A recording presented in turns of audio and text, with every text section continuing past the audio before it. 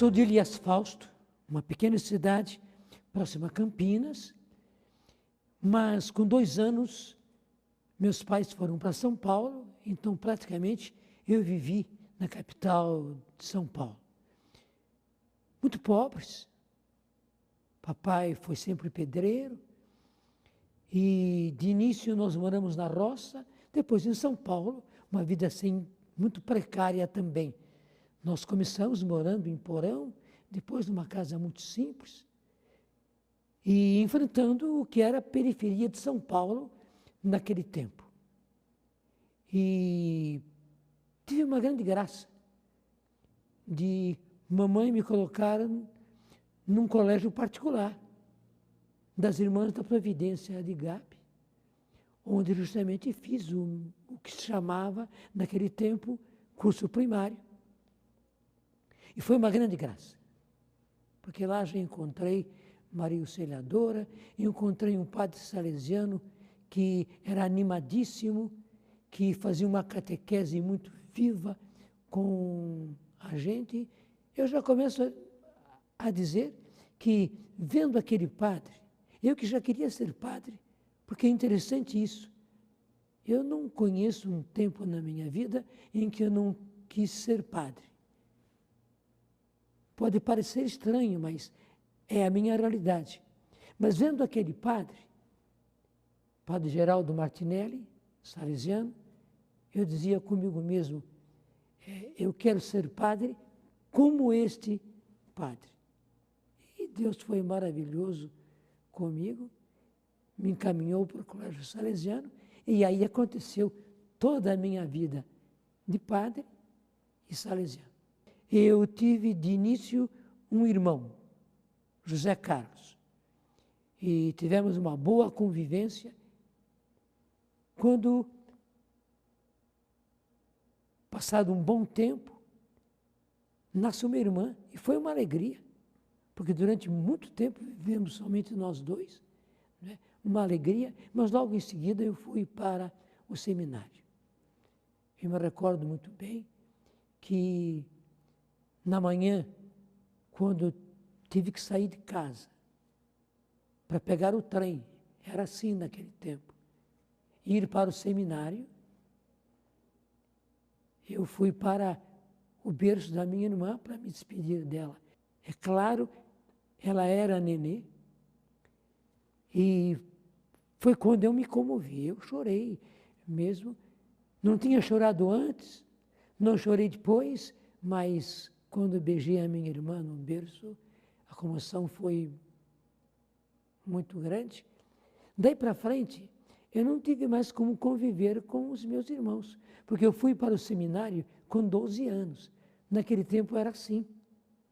E então as minhas irmãs nasceram todas depois. Como eu disse, primeiro, esse padre Geraldo Martinelli suscitou em mim algo diferente. Era um ser padre entusiasmado, eu diria nos tempos de hoje, carismático, que realmente com todo entusiasmo fizesse o seu trabalho de catequese.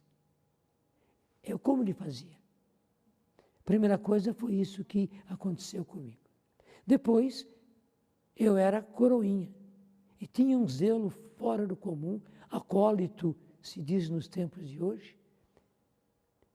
Eu tinha um zelo todo especial, eu não faltava. Eu saía de casa muito cedinho, 5 horas da manhã, para pegar um ônibus, um trem, para chegar no colégio e ajudar a missa às 7 horas. Mas eu tinha um zelo fora do comum, eu não perdia dia nenhum, eu não perdia hora, e tudo isso ia cultivando dentro de mim, não é? Aquela vontade de ser padre. Uma coisa muito interessante que aconteceu foi isso. Havia um senhor que cuidava de nós, coroinhas, que chegou para mim e disse, então é verdade que você quer ser padre? Eu disse, como é que o senhor sabe disso? Eu fui assim, meio ousado com ele. Como é que o senhor sabe disso? E ele disse, é que as irmãs me contaram. E por que as irmãs contaram? Porque quando estava começando no curso primário, a superiora geral da congregação veio visitar o nosso colégio e passou classe por classe. Na nossa classe, ela fez aquela célebre pergunta, o que você quer ser quando for grande? E eu acabei respondendo, eu quero ser padre. E ela perguntou, mas por que você quer ser padre? E eu dei uma resposta, que eu não sei, não me lembro, não é? E sou incapaz de me lembrar que resposta eu dei. Mas quando a superiora chegou no refeitório, na hora do almoço, ela disse às irmãs, cuidem daquele menino. Não é porque ele disse que quer ser padre. Muito menino diz isso.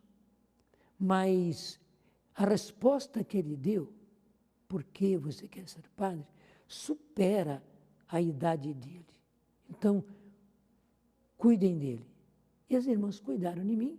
E cuidando de mim, elas me encaminharam para o colégio salesiano e contaram para esse senhor, que era encarregado dos coroinhas, para que também ele cuidasse de mim. E assim, foi um conjunto de pessoas cuidando de mim para que eu pudesse me encaminhar. Até que esse senhor me levou ao diretor do colégio, dizendo que eu queria ser padre. Daí o diretor me interrogou um pouco, nem fez muitas perguntas, não. Acho que ele percebeu o meu jeito. E já me disse, então, você agora no mês de setembro, e já olhou no calendário, 3 de setembro, você vai para o seminário. Não era costume, era sempre no começo do ano. Mas ele acabou me encaminhando para o seminário no dia 3 de setembro. E lá fui eu, né, para o seminário. E já fui cuidado de maneira diferente, né, porque Deus estava cuidando de mim e colocou pessoas que cuidassem da minha vocação. Em primeiro lugar, eu tive meu encontro pessoal com Jesus. Eu já estava no último ano de teologia. Veja bem, no último ano de teologia. E participei de um encontro muito intenso. Numa daquelas noites, eu peguei o Evangelho, abri o Evangelho. Eu não tinha esse costume. E os meus olhos bateram naquela passagem de Mateus 16. E vós, quem dizeis que eu sou? Aquilo caiu sobre mim como se fosse um raio. E eu não sei tudo aquilo que aconteceu comigo. Só sei que eu terminei ajoelhado e entregando a minha vida a Jesus. Aquilo mudou o rumo da minha vida de seminarista. No seminário eu fui totalmente diferente. E quando me ordenei sacerdote, eu percebi que foi diferente dos meus colegas. Não que eu era mais, mas eu tinha recebido algo a mais, que foi esse encontro pessoal com Jesus. E assim eu comecei a minha vida sacerdotal, com muito entusiasmo, buscando muitos jovens, mas chegou um momento em que eu tive a notícia de que o padre Haroldo vinha fazer um encontro sobre renovação carismática católica para os nossos seminaristas. E eu desejei do fundo do coração. Eu não sabia nada a respeito de renovação carismática. Mas a notícia suscitou em mim um grande desejo. E eu fui para esse encontro graças a Deus. Era um dia só. Padre Haroldo pôde fazer poucas pregações. Explicou o que era a renovação carismática, o que eram os dons do Espírito Santo, o que eram os frutos do Espírito Santo e o que a renovação estava fazendo na igreja. Era tudo muito iniciante, 1971. No Brasil, era início. E tivemos a missa, que encerrava aquele encontro. Terminada a missa na sacristia, Padre Haroldo disse a nós padres, se vocês quiserem, eu posso impor as mãos sobre vocês, para que vocês recebam a graça do batismo no Espírito Santo. Eu não sei o que os meus colegas pensaram, mas eu desejei do fundo do meu coração. Padre Haroldo veio e impôs as mãos sobre mim, só que não aconteceu nada naquele momento. Eu fiquei assim meio decepcionado, mas naquela noite, sozinho, no colégio, eu comecei a rezar como nunca tinha rezado na minha vida. E no dia seguinte, a impressão que eu tive era que tinham lavado o colégio, lavado as árvores, o céu tinha sido lavado, estava tudo diferente, bonito. E mais do que o exterior, o meu interior tinha mudado. Eu comecei a celebrar a missa de maneira totalmente diferente. Eu comecei a ler a Bíblia de maneira que parecia que as letras saíam da Bíblia e vinham na minha direção. A recitação do ofício divino foi totalmente diferente, havia fervor. Como eu disse, a minha celebração da missa foi diferente e a minha pregação também se tornou totalmente diferente. Até mesmo o arrependimento dos meus pecados. Graças a Deus, não é que eu cometesse grandes pecados, mas os pecados que eu cometia, havia um grande arrependimento e eu saía do colégio, ia à Aparecida para encontrar um confessor, para me confessar, e me confessava sempre com ele, porque eu sentia a necessidade de confessar os meus pecados. Eu não sou ainda aquilo que eu preciso ser e que Deus quer que eu seja. Mas, graças a Deus, a partir da graça do batismo no Espírito Santo, eu já não sou o mesmo. Foi muito bom conhecer Padre Eduardo, porque ele era muito novo, padre recém-ordenado, e foi ele quem trouxe dos Estados Unidos para o Brasil a renovação carismática. Toda aquela ideia de renovação, toda aquela prática de renovação, foi ele quem trouxe. E eu participava muito de encontros, de experiências de oração em Vila Brandina, onde Padre Eduardo residia. Então, nós nos encontrávamos muitas vezes. Como eu entrei de cheio para a renovação carismática, nós tínhamos muitas reuniões. Eu me recordo que quase todos os meses nós tínhamos reuniões, Padre Haroldo Hahn, Padre Eduardo Dougherty e eu, e uma senhora, né, para rezar e para ver os rumos de Deus para a renovação iniciante. Nós podemos dizer que a primeira equipe nacional da renovação carismática começou assim, desse jeito, porque não havia ninguém para estruturar a situação. E foi assim, na oração e na partilha, que nós fomos vendo os rumos. Eu me lembro muito bem quando nós chegamos à conclusão de que Deus queria que Padre Roberto de Grandes viesse ao Brasil. E fizemos um grande encontro em Itaici. Para nós era grande aquele encontro. E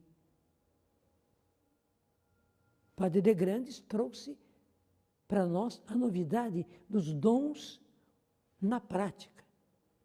Nas experiências de oração, nós pregávamos sobre os dons. Então nós sabíamos bem o que eram os dons na Bíblia, mas ver os dons realizados, palavra de ciência, cura, libertação, enfim, os demais dons, né? Nós vimos isso com o Padre Roberto de Grandes, num final de semana, que foi realmente uma guinada para a renovação carismática.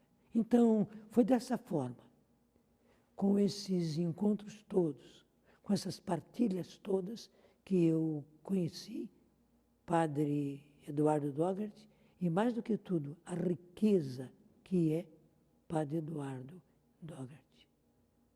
Padre Eduardo e eu fomos para a Holanda, onde tivemos um encontro de Evangelização 2000, onde se falou muito a respeito de programas na televisão. Os nossos irmãos de Dallas, não é, tinham um trabalho excelente para aqueles tempos, realizando programas que eram exibidos na televisão americana. E apresentando um programa a nós, que eles realizaram, onde era possível que as imagens que já tinham sido gravadas permanecessem e um apresentador fizesse a sua parte. Então ficava muito fácil transformar aquele programa para outra língua. E já se tem experiência a respeito de se fazer isso com outras línguas. Padre Eduardo teve a ideia de fazermos isso em português. E me convidou. E nós, da Holanda, fomos para Roma, e de Roma fomos para os Estados Unidos. E lá nos Estados Unidos fomos a Dallas, né, onde aconteceu o meu batismo de televisão. Porque eu nunca tinha me apresentado diante de uma câmera de televisão. Me lembro que quando eu fui rezar, o que eu disse para Deus foi isso: eu entrego ao Senhor a minha cara. E usei a palavra cara. Não foi nem rosto nem face, foi cara. E entreguei mesmo. E olha que ele usou bastante nesses anos todos, né? Ele foi pródigo. Então, até me lembro que eu não tinha uma camisa de clergyman. Eles foram buscar na cidade uma camisa de clergyman, daí vestia camisa de clergyman, tudo, e fiz a parte de apresentador deste programa nos jardins daquela casa que eles possuíam em Dallas. Então, foi o meu batismo em televisão. E a partir daí, Padre Eduardo cultivou a ideia de termos um programa que ele já começou a dizer que se chamaria Anunciamos Jesus. E foi o que aconteceu. Pela graça de Deus, eu fui o primeiro apresentador do Anunciamos Jesus. Nós gravávamos com uma câmera só, onde podíamos, não havia um estúdio. Então, era sempre ao ar livre, né? Enfrentamos todas as situações, sol, ambiente sombreado, né? Não eram fundos muito bons, uma aventura. E fizemos. Toda semana estava pronto um programa Anunciamos Jesus, que foi para o ar em várias emissoras e cada vez em emissoras de maior potência, de maior alcance, né? E pela graça de Deus foi um sucesso. Foi o primeiro programa católico na televisão brasileira e que até hoje continua fazendo a sua parte de levar Jesus a muita gente. Anunciamos Jesus, realmente anuncia Jesus. Nós começamos a fazer encontros em estádios. Até que fomos para o estádio do Pacaembu, que era o maior que nós tínhamos. Me lembro perfeitamente que no intervalo, nós subimos as escadarias e vimos justamente o estádio do Morumbi. Eu tive a ousadia de dizer, no ano que vem estaremos aqui. E aconteceu. Claro, foi a equipe de São Paulo que organizou-se e fizemos o nosso primeiro cenáculo ali no estádio do Pacaembu. Fizemos 1, 2, 3 encontros ali, mas chegou a hora que já não suportava mais. Era muito pequeno, dada a quantidade de pessoas, para ver como o povo tinha sede. As maravilhas que aconteciam, o fervor das pregações, as palavras de ciência, as curas, cura interior, cura física, que se demonstravam até mesmo no momento, e muitas curas que se manifestavam depois, porque imagine um estádio cheio, como é que se ia verificar a cura? Mas depois se verificavam essas curas, o testemunho chegava. E daí com a equipe de São Paulo, a equipe de serviço, se decidiu ousadamente, vamos para o Morumbi. E fomos. E tivemos um encontro com 90 mil pessoas, tivemos um encontro com 100 mil pessoas, e depois um encontro com 120 mil pessoas. O Morumbi estava lotado e havia gente fora querendo entrar e não podia, porque justamente bombeiro e polícia não permitiam mais que entrasse. O número de pessoas era importante, demonstrava a sede do povo, mas muito mais tudo o que acontecia nesses encontros. O Cenáculos levou conversão a muita gente. O Cenáculos levou transformação de vida a muita gente. O Cenáculo levou cura física, cura interior, cura espiritual a muita gente. O Cenáculo suscitou muitas vocações. Vocações sacerdotais, vocações à vida religiosa, vocações para as novas comunidades. O Cenáculo realizou aquilo que o nome diz. Ele foi cenáculo. Ali se derramava o Espírito Santo.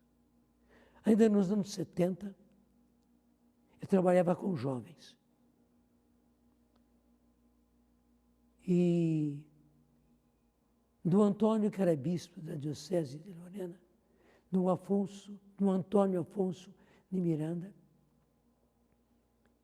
me chamou no escritório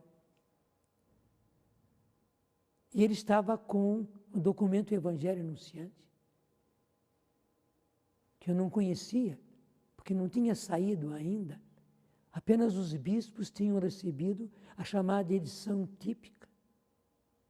Eu vi que o livro de Dom Antônio estava todo ele riscado. Ele me mostrou o número 44. E me disse, Padre Jonas, esse documento é muito importante. Nós precisamos colocá-lo em prática.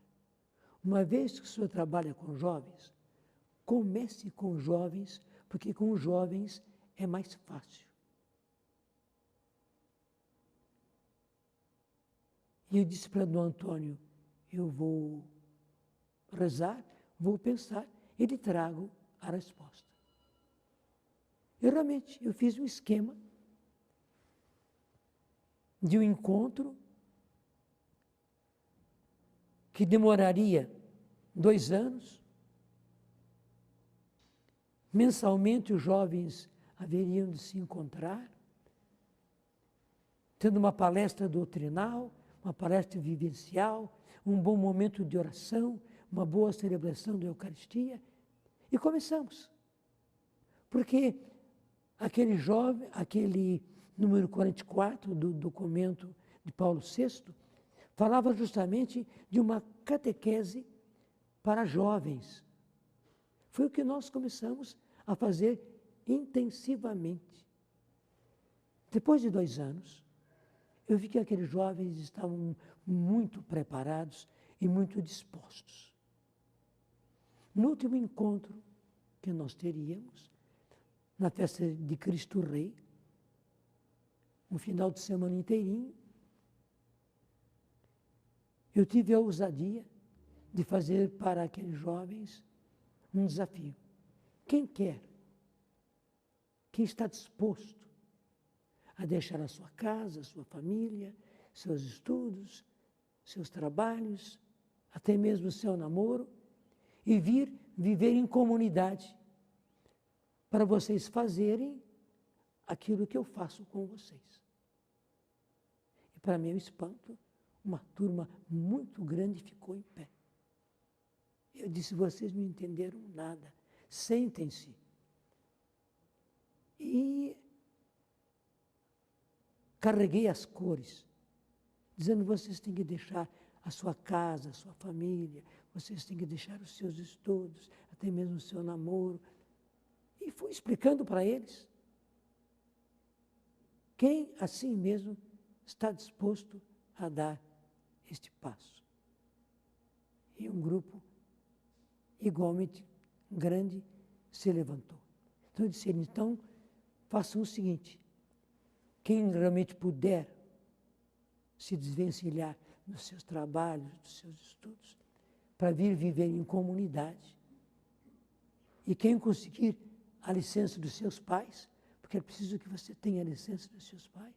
Pode ser que seus pais não entendam, mas eles precisam permitir. Então escreva uma carta para mim e nós começaremos. E foi o que aconteceu. E no começo do ano seguinte, 2 de fevereiro de 1978, nós começávamos com 12. E aí foi o início da Canção Nova. Tudo muito novo, nós não sabíamos ainda viver em comunidade, aprendemos a viver em comunidade vivendo. Eu imaginava que em outros lugares do Brasil e do mundo houvesse outras comunidades. Só que no Brasil eu fui ver depois que não havia. No mundo, sim. Mas eu não conhecia nenhuma delas.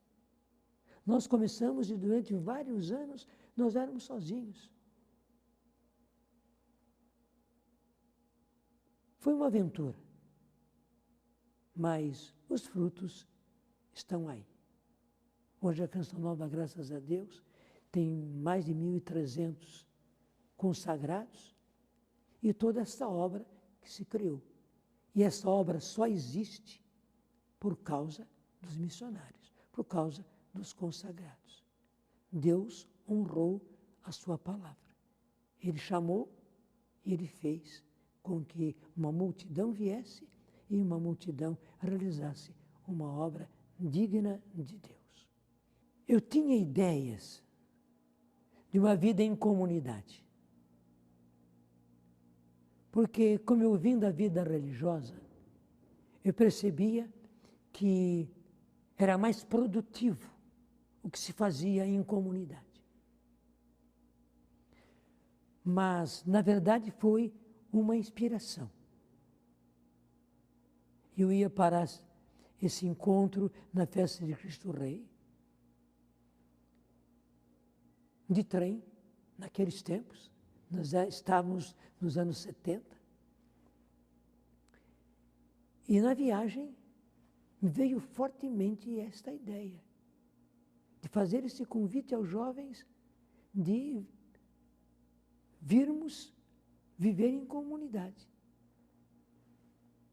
Mas para mim era tão louca essa ideia, tão absurda, que eu disse, Senhor, é impossível que alguém aceite. Mas como a ideia continuava, como a moção dentro de mim continuava, eu disse, está bem, eu vou fazer o desafio.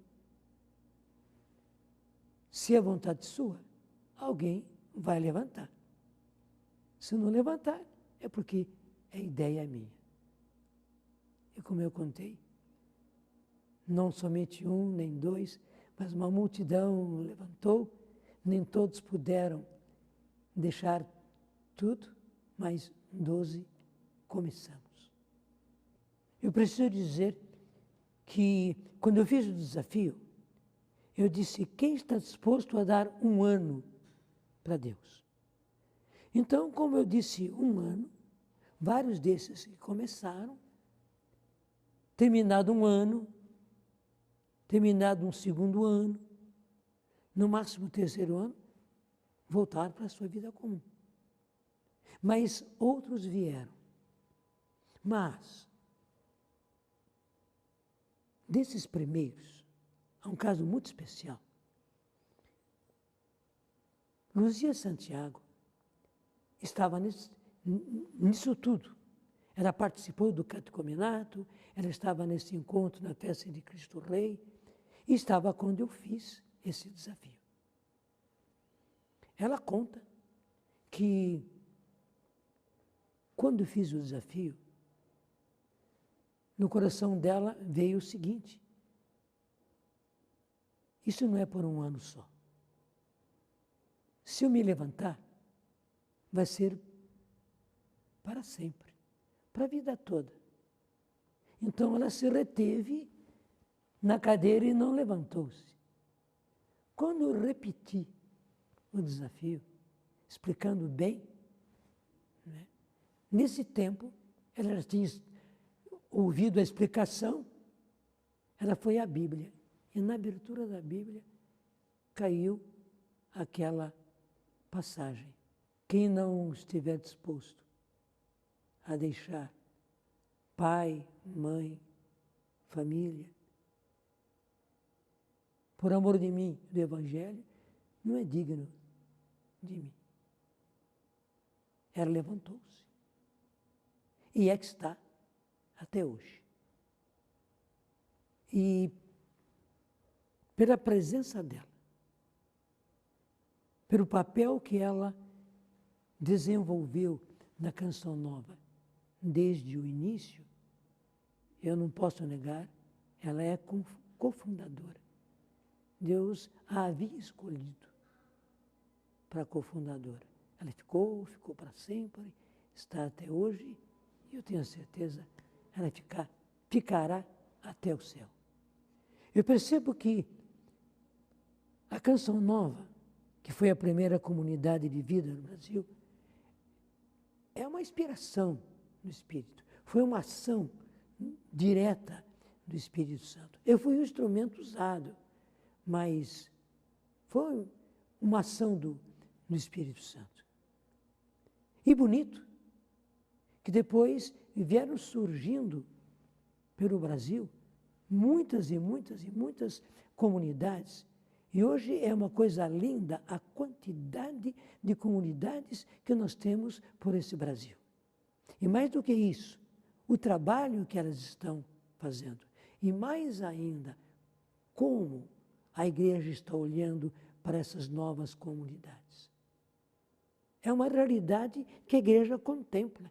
O Pontifício Conselho para os Leigos tem uma secção especial para as novas comunidades. Porque no Brasil uma quantidade enorme e no mundo uma boa quantidade de comunidades. E até o nome ficou lindo, né? Novas comunidades. Deus está agindo através delas. E a ação do Espírito Santo se vê claramente em cada comunidade, porque os carismas são diferentes. São realidades diferentes que surgem em cada comunidade, formando como que um mapa, onde umas completam as outras e a obra do Espírito vai acontecendo. Estamos diante de uma ação do Espírito Santo. Durante um bom tempo, eu preguei a respeito de renovar a renovação. Até interessante, encontrei nesses dias uma pessoa que disse: eu estive presente quando o senhor fez essa pregação, são vários anos e não me esqueci, porque ela me moveu por dentro. É realmente isso que o Espírito Santo quer fazer. A renovação é renovação. Então ela não pode parar.